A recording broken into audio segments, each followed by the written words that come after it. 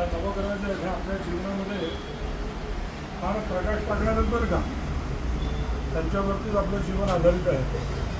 ते जेव्हा चांगल्या मार्गाने मार्गक्रमण करतात तेव्हा आपले चांगले दिवस असतात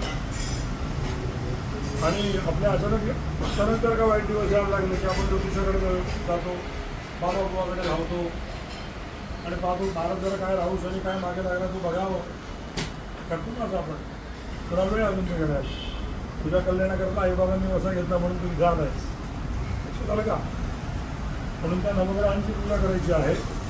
आणि पलीकडे परत शंकराची पिंड आपण मांडली, पण त्याला ईशान्य रुद्रकलश असं म्हणतात, त्याची आपण पूजा करणार आहोत. या संपूर्ण अनुष्ठानामध्ये काहीतरी आमच्याकडनं कमी जास्त झालेलं असेल तर ते बॅलन्स करण्याचं काम परत कोणाचं आहे? देवादिदेव महादेवांचं आहे. म्हणून आपण पुन्हा त्यांची पूजा करणार आहोत. असंख्यात नावाचा रुद्रनाव देव आहे, त्याची इथे पूजा आहे, त्याचं अभिमंत्रण आहे. आणि हे झाल्यावरती मग इथे आपण आता आईवडिलांच्या असे सगळ्या स्थापित देवतांना हार फुलं घालून गंध फुलं घालून त्यांची पूजा करणार आहोत.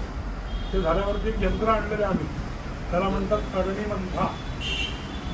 जेव्हा हे मोठे मोठे यज्ञयाग आपण करतो तेव्हा अतिशय शुद्ध अग्नी घ्यावा असं म्हटलेलं. तो शुद्ध अग्नी कुठला आहे?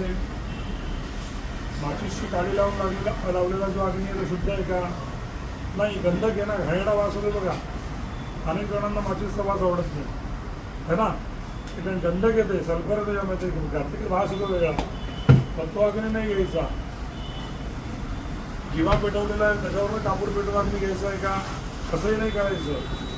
अग्निमंथा नावाचं यंत्र आहे अग्नीचं, अग्नी काढण्याचं. कशाने?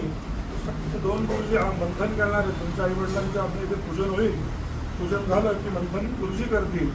तो अग्नीचं हा मोठ्या ताटामध्ये गवऱ्या, नारळाच्या शेंड्या, हे सगळं वाळा, हे सगळं एकत्र करून तो अग्नी जो आहे हा बाळाप्रमाणे त्यांच्यावर घ्यायचा, तो कुंडात घालायचा. कुंडात छान दिसते की सारवलेलं एक हवनकुंड म्हणजे देवतांचं ताट आहे बरं जेवणाचं.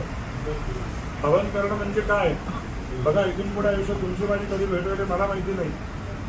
एवढा मोठा हवन पूजापाठ परत तुम्ही कधी कराल मला माहिती नाही.